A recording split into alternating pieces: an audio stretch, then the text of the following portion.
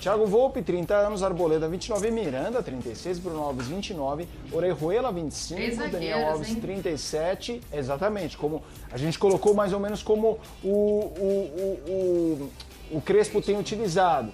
Gabriel Sara, 21, Luan, 21, dois meninos da base. Reinaldo, 31, Luciano, 27, Éder, 34, que dá uma média de idade de 29,1%. Zé Elias, você ficará por último, como o Pascoal ficou ontem naquele debate do Atlético Mineiro 2013 versus 2021, por motivos óbvios. Nossa. André Kfouri, não é boicote. André Kfouri, para você, experiência na medida certa? Ou o São Paulo, eu li um meme na internet que era assim, o São Paulo já teve os menudos do Morumbi, né, os meninos, e agora está indo para os Rolling Stones, os dinossauros do rock. Brincadeiras à parte, porque o assunto é sério, o São Paulo precisa se reformular. Você concorda ou está exagerando nos veteranos, André? Eu acho que não. Bom, vamos por partes, né? Em relação à contratação do Miranda, eu entendo um acerto. Independentemente da idade dele, é um cara que, tudo bem, no último trecho da sua carreira, teve toda essa questão do clube dele e a inatividade, não sei quanto tempo ele vai... Dizem, né, as pessoas que conversaram com o Miranda aí nos últimos dias, que ele está louco para jogar e vinha trabalhando, ou seja, talvez ele surpreenda as pessoas, de acordo também com o que acontecer aí em relação ao Campeonato Paulista, se vai o campeonato ser paralisado ou não, e isso talvez possa atrapalhar um pouco esse retorno do Miranda aos gramados, ou ajudá-lo, conferindo a ele um pouco mais de tempo para entrar em forma. Não sei como ele faria isso também sem os seus companheiros, o clube vai treinar, não vai, por enquanto está treinando, evidentemente. Mas eu entendo que a contratação dele é um acerto em todos os aspectos. Boa parte desse discurso dele em relação ao impacto que um jogador com a experiência internacional que ele tem, a vivência, o que ele já viu no futebol e como ele pode ajudar, é justamente o que o São Paulo precisa. Todo clube precisa, mas eu acho que o São Paulo, pelo jejum, pela pressão, pelos fantasmas, pelas frustrações, por tudo que aconteceu no clube nos últimos anos, precisa um pouco mais. O ambiente é um pouco mais pesado e precisa de gente que consiga sustentar esse tipo de momento e eventualmente acabar com esse jejum de conquistas.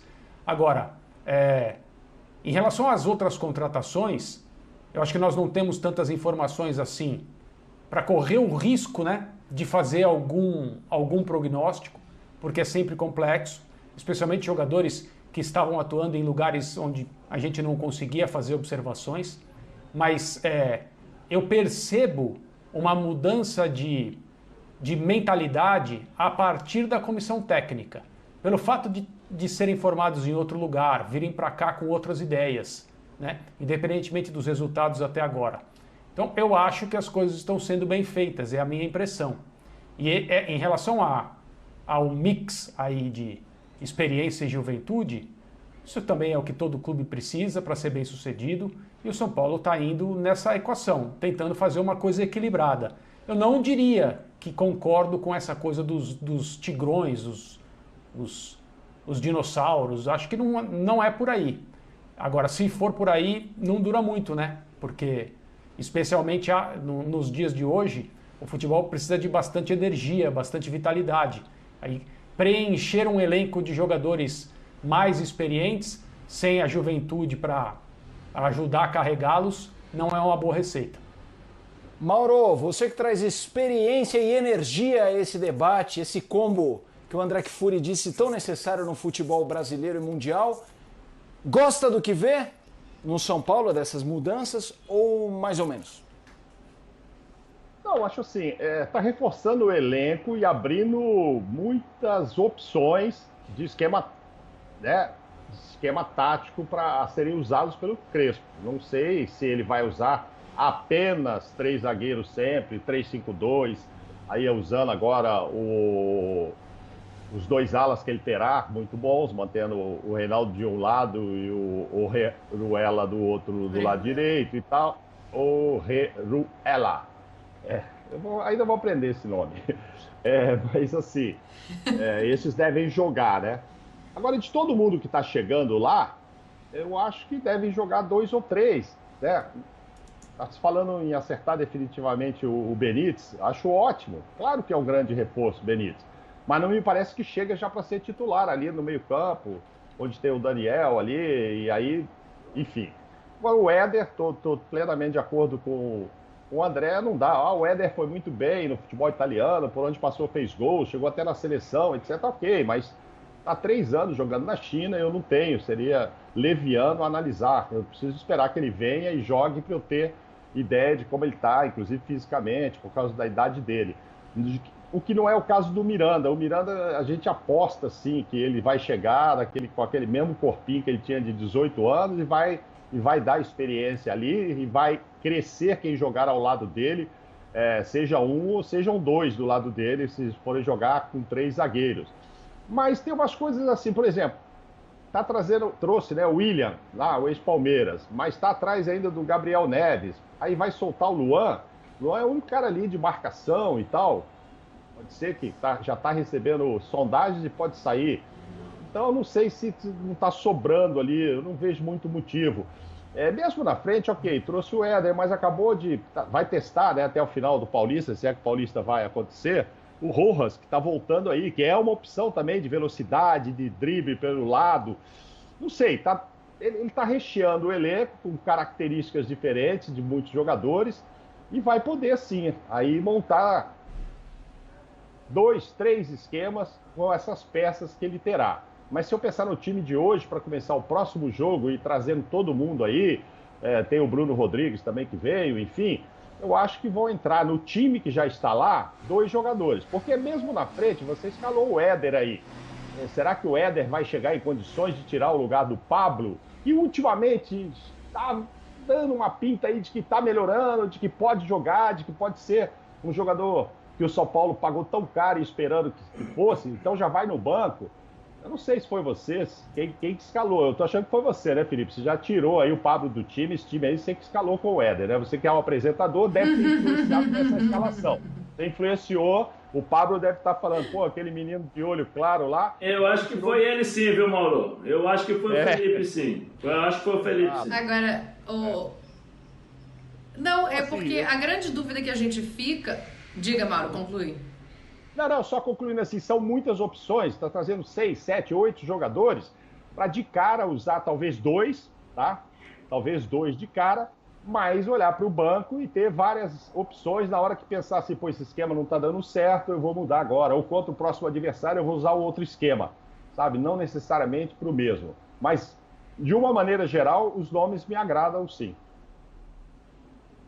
E se for dessa maneira, né, Mauro, se for realmente para olhar para o banco e ter peça, tá solucionando um problema que a gente apontou durante a temporada inteira, que o São Paulo tinha um time, que tinha um time competitivo, mas que quando se olhava para o banco não tinha peças ali que poderiam entrar e mudar o jogo. É o que a gente está falando aqui, as peças que estão chegando, elas são peças, eu não entendo que elas mudam o São Paulo para agora é o time mais competitivo do Brasil, agora é o time mais bem montado do Brasil. Acho que o Miranda é um nome muito forte, e para mim ele representa segurança, e é uma segurança, uma liderança, uma espécie de liderança que o São Paulo carecia. Não tem essa pessoa centrada, não tem essa pessoa para de repente bater um papo com um menino ali. O Daniel Alves, por mais experiente, por melhor jogador que seja, não tem esse perfil. Então o Miranda eu acho que é acertadíssimo, nisso eu tô com o André. Agora, a grande dúvida que a gente fica nisso tudo são peças para compor o elenco ou são peças porque já existe a expectativa da venda dos jovens? Porque se for a segunda opção, aí eu entendo que fica um pouco mais complicado. Se for uma reposição de peças que estão ou que podem estar de saída para fazer caixa, aí você está envelhecendo demais esse elenco. Aí você passa a ter menos opções e não, de novo, o elenco competitivo para mudar um jogo da maneira que a gente cobrou do São Paulo durante toda uma temporada. Eu acho que é aí que entra a questão de José Elias.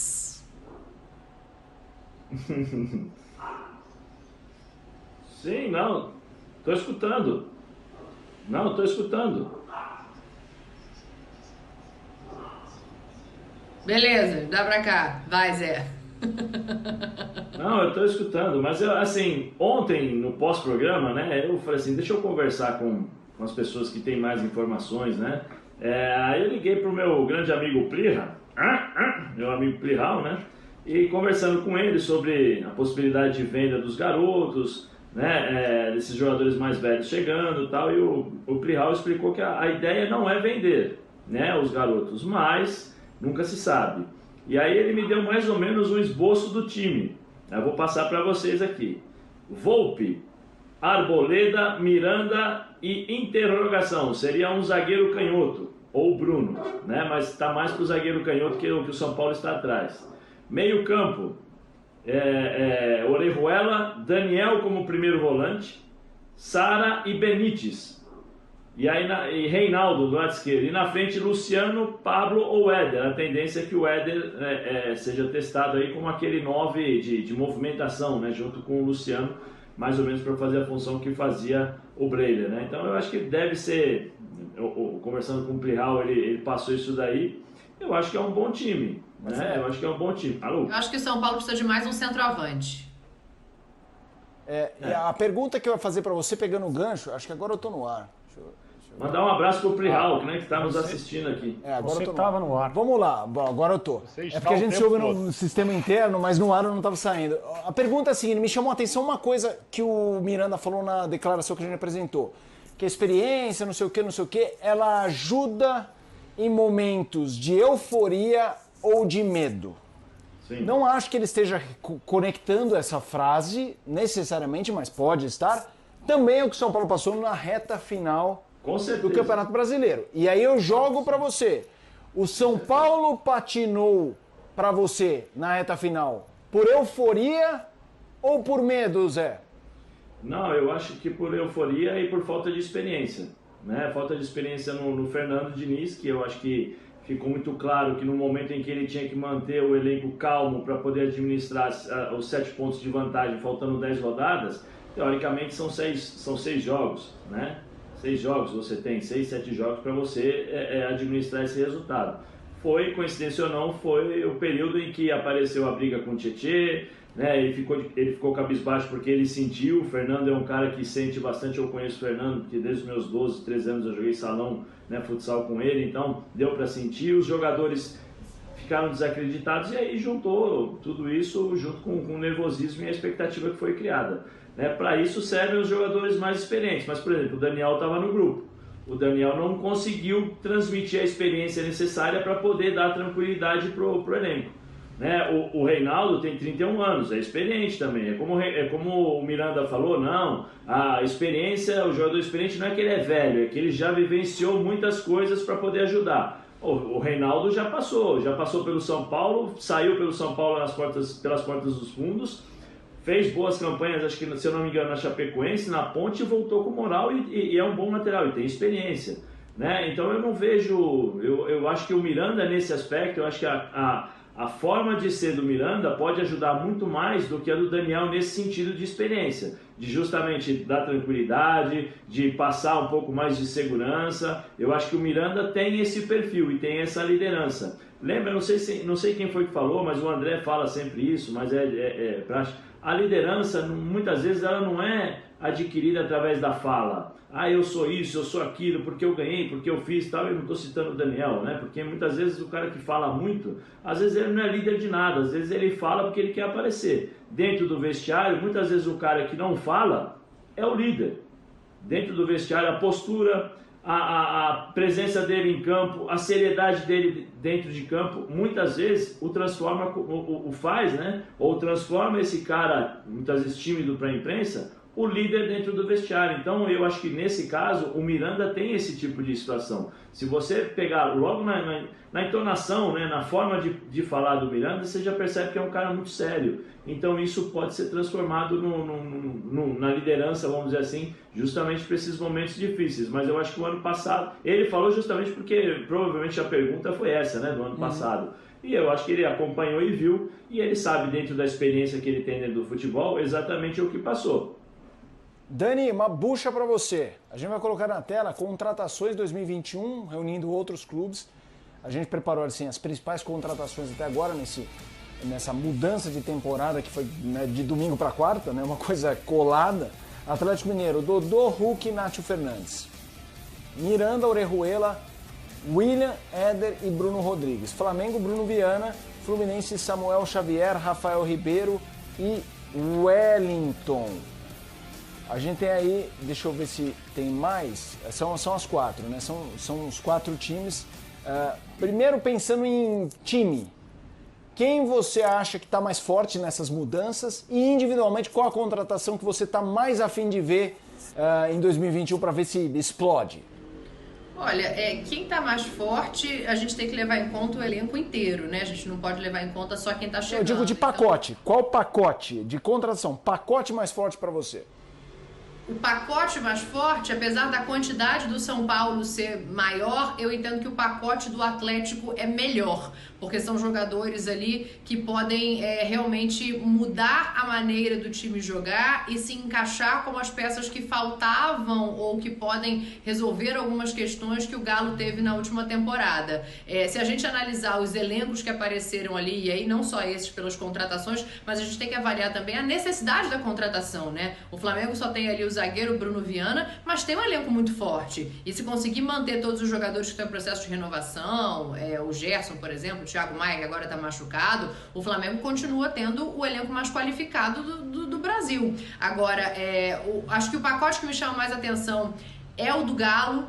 Eu quero muito ver como é que o Nacho vai aparecer. Esse é o João Pedro, o maior especialista do Brasil em geração de renda na internet e o único que já transformou a vida de mais de 30 mil alunos. Encare uma realidade. Para a crise não te derrubar, você precisa ganhar mais dinheiro. Conheça o passo a passo simples e garantido para faturar online pelo menos de 100 a 500 reais por dia de forma quase automática. Clique agora no link na descrição do vídeo para transformar a sua vida e começar a lucrar hoje mesmo.